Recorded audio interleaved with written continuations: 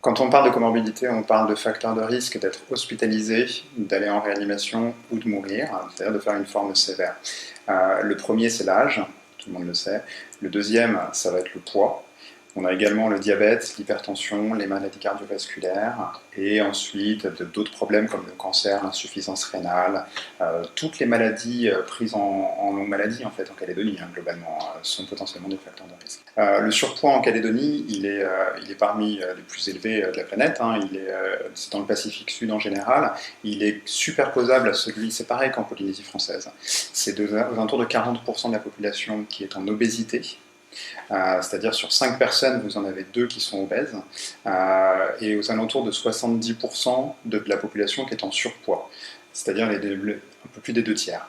Alors que par exemple en métropole, vous n'avez que 11-12% de la population qui est en obésité, c'est-à-dire 3 à 4 fois moins que chez nous.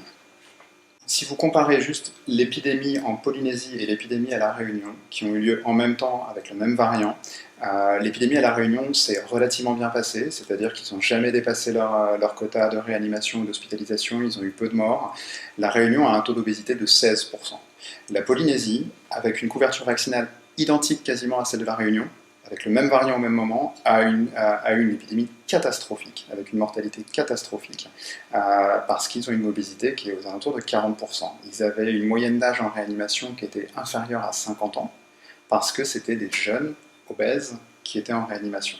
Les personnes qui doivent vraiment se faire vacciner en priorité sont bien entendu les personnes âgées à cause de l'âge, mais également les personnes qui ont un surpoids, a fortiori qui ont une obésité, parce que le rôle de l'obésité augmente avec l'âge, c'est-à-dire quand on est plus jeune, on a beaucoup plus de risques de faire une forme grave si on est obèse. Quand on a 80 ans, qu'on soit obèse ou pas, ça ne va pas changer grand-chose. Statistiquement, ça change de quelques pourcents ton risque d'être hospitalisé.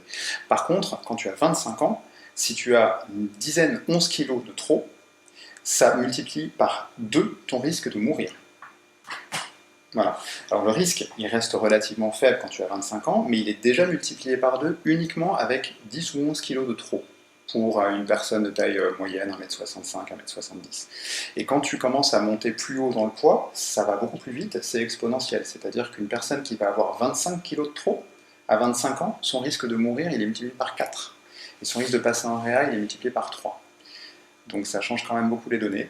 Et c'est pour ça qu'en Polynésie, ils ont eu énormément de personnes de moins de 40 ans qui arrivaient avec des formes très très graves parce qu'elles étaient persuadées d'être protégées grâce à leur âge, alors qu'en fait elles avaient 30 kilos de trop ou 20 kilos de trop, principalement des hommes un peu costauds. Et l'âge ne les a pas protégées.